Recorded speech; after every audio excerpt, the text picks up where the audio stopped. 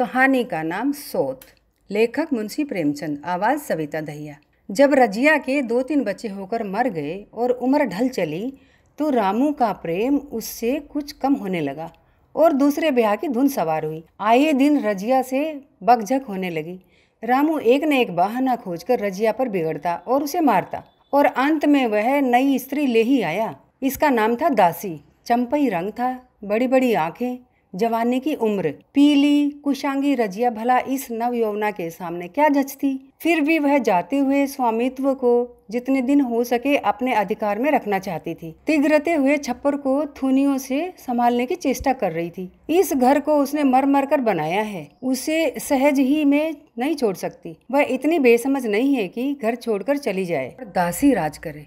एक दिन रजिया ने रामू से कहा, मेरे पास साड़ी नहीं है, जाकर ला दो। रामू उसके एक दिन पहले दासी के लिए अच्छी सी चुंदरी लाया था।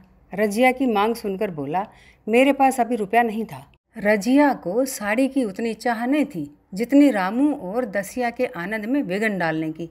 बोली, रुपये नहीं थे तो कल अपनी चहेती के लिए चुंदरी क्यों लाए? चुंदरी के बदले उसी दाम में 2 साड़ियाँ लाते तो एक मेरे काम न आती। रामू ने स्वेच्छा भाव से कहा, मेरी इच्छा, जो चाहूँगा करूँगा। तू बोलने वाली कौन है? अभी उसके खाने खेलने के दिन हैं। तू चाहती है उसे अभी से नॉन तेल की चिंता में डाल दूँ? ये मुझसे नहीं होगा। तुझे ओढ़ने पहनने की साध है तो काम कर। भगवान ने क्या हाथ पैर नहीं दिए? पहले तो घड़ी रात उठकर काम धंधे में लग जाती थी, अब उसकी डहा में पहर दिन तक पड़ी रहती है। तो रुपये क्या आकाश से गिरेंगे? मैं तेरे लिए अपनी जान थोड़ी ही दे दूंगा। रजिया ने कहा, तो क्या मैं उसकी लोंडी हूँ कि वह रानी की तरह पड़ी रहे और मैं घर का सारा काम करती रहूँ? इतने दिनों छाती फाड़कर काम किया, उसका ये फल मिला, तो अब मेरी बला काम करने आती है। मैं जैसे रखूँगा वैसे ही तुझे रहना पड़ेगा। मेरी इच्छा होगी रहूँगी, नहीं अलग हो जाऊँगी। तो तेरी इच्छा हो कर, मेरा गला छोड़। अच्छी बात है, आज से तेरा गला छोड़ती हूँ, समझ लूंगी विधवा हो गई। रामू दिल में इतना तो समझता था कि यह गृहस्थी रजिया की जोड़ी हुई है, चाहे उसके रूप में उसके लोचन विलास के लिए आकर्षण न हो। संभव था कुछ देर के लिए वह जाकर रजिया को मना लेता, पर दासी भी कूटनीति में कुशल थी। उसने गरम लोहे पर चोटें जमाना शुरू की। बोली, आज देवी की किस बात पर बिगड़ रही थी? रामू ने उदास मन से कहा, तेरी चुनरी के पीछे रजिया महाभारत मचाए हुए है। अब कहती है अलग रहूंगी। मैंने कह दिया, तेरी जो इच्छा हो कर। दसिया ने आंखें मटकाकर कहा, ये सब नखरे हैं कि आकर हाथ पांव जोड़े, मनावन करे और कुछ नहीं। तुम चुपचाप बैठे रहो, 2-4 दिन में आप ही गर्मी उतर जाएगी। तुम कुछ बोलना नहीं, उसका मिजाज और आसमान पर चढ़ जाएगा। रामू ने गंभीर भाव से कहा, दासी तुम जानती हो वह कितनी घमंडिन है।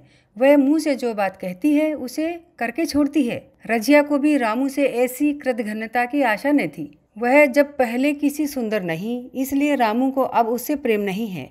पुरुष चरित्र में यह कोई असाधारण बात नहीं थी, लेकिन रामू उससे अलग रहेगा इसका उसे विश्वास न आता था। यह घर उसी ने पैसा जोड़कर बनवाया, गृहस्थी भी उसी की जोड़ी हुई है, अनाज का लेन देन उसी ने शुरू किया। इस घर में आकर उसने कौन कौन से कष्ट न झेले, इसलिए तो कि पोरुख थक जाने पर एक टुकड़ा चैन से खाएगी और पड़ी रहेगी। और आज वह इतनी निर्दयता से दूध की मक्खी की तरह निकालकर फेंक दी गई। रामू ने इतना भी नहीं कहा, तू अलग नहीं रहने पाएगी, मैं या खुद मर जाऊंगा या तुझे मार डालूंगा, पर तुझे अलग न होने दूंगा। तुझसे मेरा ब्याह हुआ है, हंसी ठट्ठा नहीं है। तो जब रामू को उसकी परवाह नहीं है तो वह रामू की क्यों परवाह करे? क्या सभी स्त्रियों के पुरुष बैठे होते हैं?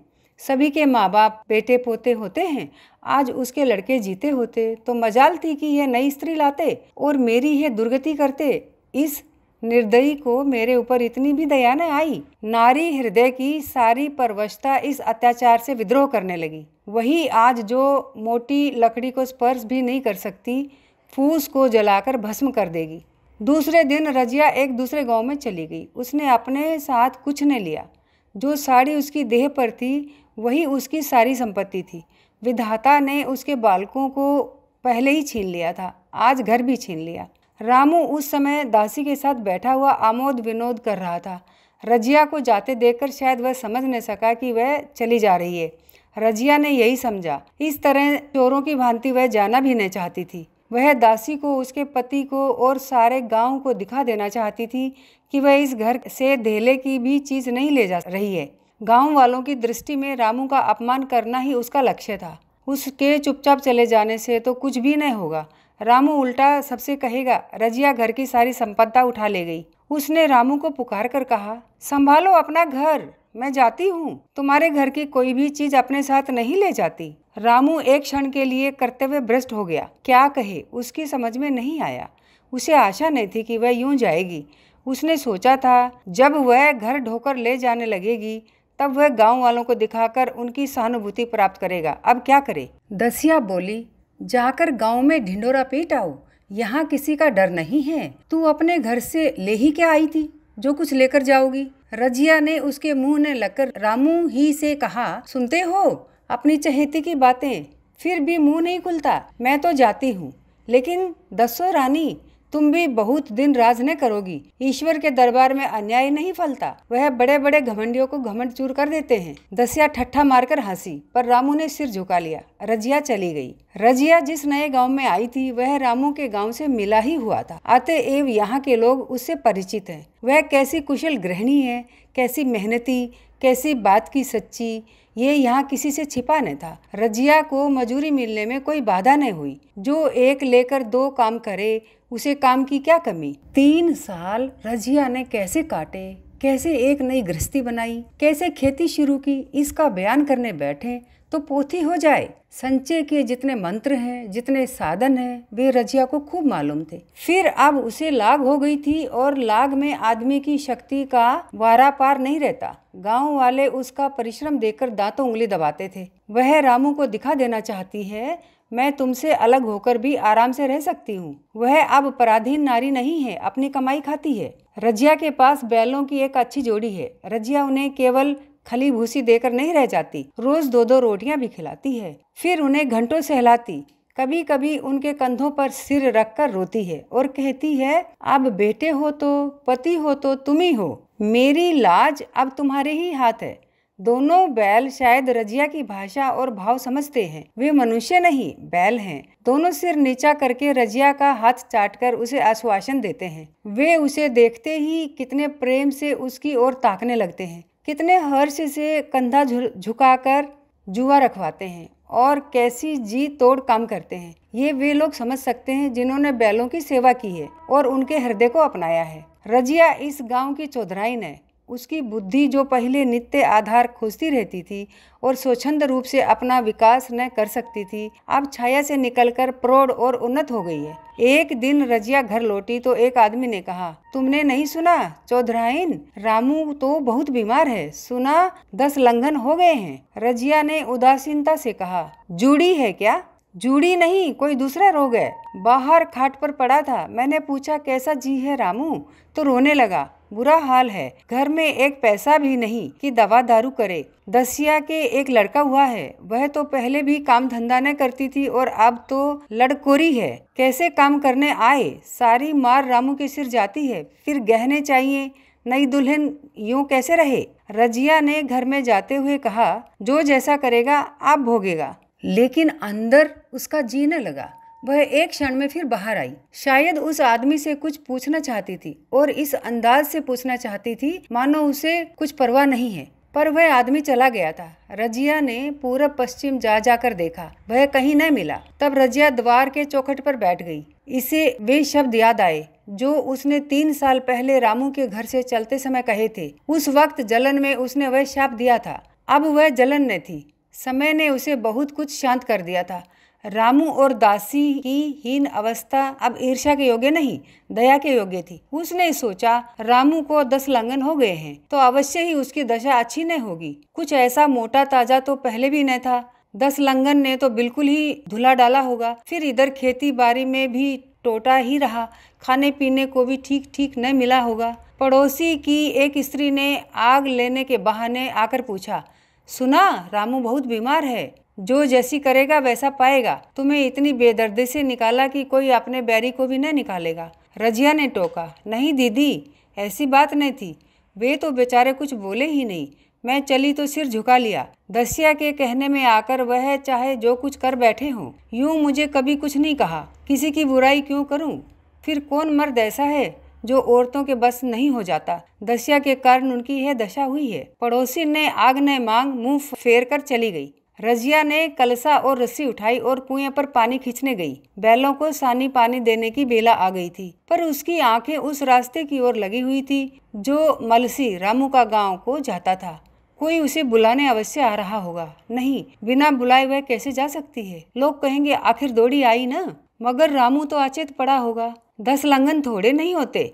उसकी देह में था ही क्या? फिर उसे कौन बुलाएगा? दस्या को क्या गर्ज पड़ी है? कोई दूसरा घर कर लेगी, जवान है, 100 गाहक निकल आवेंगे।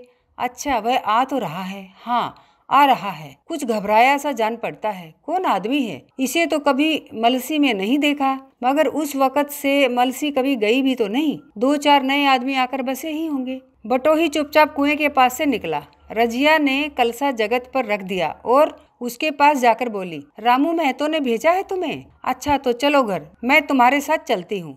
नहीं, अभी मुझे कुछ देर है। बैलों को सानी पानी देना है, दिया बत्ती करनी है। तुम्हें रुपए दे दूं, जाकर दस्या को दे देना। कह देना कोई काम हो तो बुला भेजे। बटोही रामू को क्या जाने, किसी दूसरे गांव का रहने वाला था। पहले तो चकराया, फिर समझ गया। चुपके से रजिया के साथ चला गया और रुपए लेकर लंबा हुआ। चलते चलते रजिया ने पूछा, अब क्या हाल है उनका? बटोही ने अटकल से कहा, अब तो कुछ संभल रहे हैं। दस्या बहुत रो धो तो नहीं रही है? रोती तो नहीं थी। वह क्यों रोएगी? मालूम होगा पीछे। बटोही चला गया तो रजिया ने बैलों को सानी पानी दिया, पर मन रामू ही की ओर लगा हुआ था। स्नेह स्मृतियां छोटी छोटी तारिकाओं की भांति मन में उदित होती जाती थी। एक बार जब वह बीमार पड़ी थी, वह बात याद आई। 10 साल हो गए, वह कैसे रात दिन उसके सिरहाने बैठा रहता था। खाना पीना तक भूल गया था। उसके मन में आया, क्यों न चलकर देख ही आवे। कोई क्या कहेगा? किसका मुंह है जो कुछ कहे? चोरी करने नहीं जा रही हूँ, उस आदमी के पास जा रही हूँ जिसके साथ 15-20 साल ही रही हूँ। दस्या नाक सिकोड़ेगी, मुझे उससे क्या मतलब? रजिया ने किवाड़ बंद किए, घर मजूर को सहेजा और रामू को देखने चली, कांपती झिझकती, क्षमा का दान लिए हुए। रामू को थोड़े ही दिनों में मालूम हो गया कि उसके घर की आत्मा निकल गई, और वह चाहे कितना जोर करे, कितना ही सिर खपाए, उसमें स्फूर्ति नहीं आती। दासी सुंदरी थी, शौकीन थी और फूहड़ थी। जब पहला नशा उतरा तो ठाए ठाए शुरू हुई। खेती की उपज कम होने लगी, और जो होती भी थी वह ऊट पटांग खर्च होती थी। ऋण लेना पड़ता था। इसी चिंता और शौक में उसका स्वास्थ्य बिगड़ने लगा। शुरू में कुछ परवाह न की, परवाह करके ही क्या करता। घर में पैसे न थे। आताइयों की चिकित्सा ने बीमारी की जड़ और मजबूत कर दी, और आज 10-12 दिन से उसका दाना पानी छूट गया था। मौत के इंतजार में खाट पर पड़ा करहा रहा था। और अब वह दशा हो गई थी जब हम भविष्य से निश्चित होकर अतीत में विश्वास करते हैं, जैसे कोई गादीड़ आगे का रास्ता बंद पाकर पीछे लौटे। रजिया को याद करके वह बार बार रोता और दासी को कोसता, तेरे ही कारण मैंने उसे घर से निकाला। वह क्या गई? लक्ष्मी चली गई। मैं जानता हूँ, आप भी बुलाऊं तो दौड़ी आएगी, लेकिन बुलाऊं किस मुंह से? एक बार वह आ जाती और उससे अपने अपराध क्षमा करा लेती, फिर मैं खुशी से मरता, और लालसा नहीं है। सहसा रजिया ने आकर उसके माथे पर हाथ रखते हुए पूछा, कैसा जी है तुम्हारा? मुझे तो आज हाल मिला। रामू ने सजल नेत्रों से उसे देखा, पर कुछ कह न सका। दोनों हाथ जोड़कर उसे प्रणाम किया, पर हाथ जुड़े ही रह गए और आंख उलट गई। लाश घर में पड़ी थी। रजिया रोती थी। दस्या चिंतित थी। घर में रुपए का नाम नहीं। लकड़ी तो चाहिए ही, उठाने वाले भी जलपान करेंगे ही।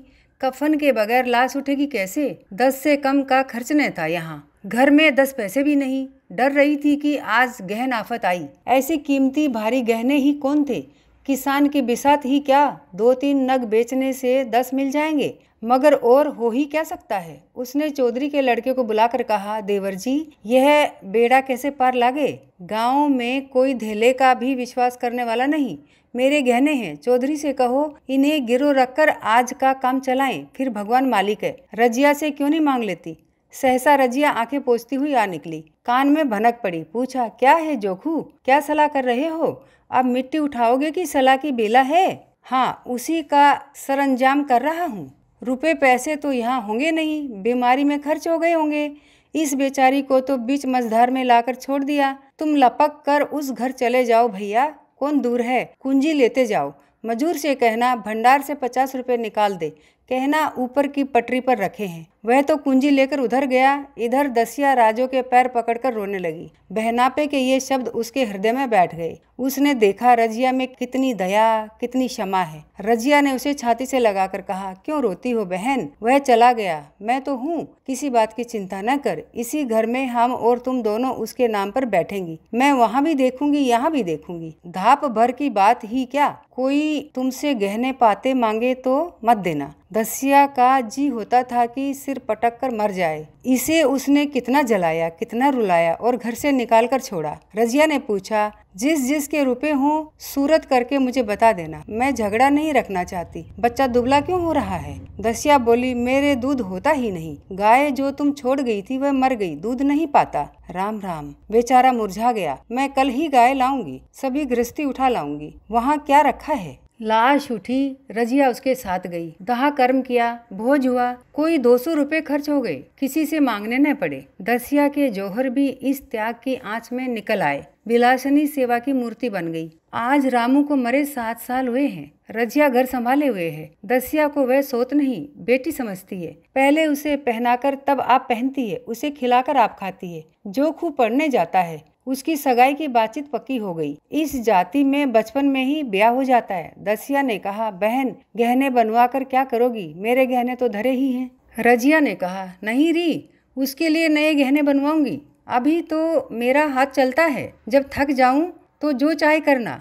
तेरे अभी पहनने ओढ़ने के दिन हैं, तू अपने गहने रहने दे। नाइन ठकुर सुहाती करके बोली, आज जोखू के बाप होते तो कुछ और ही बात होती।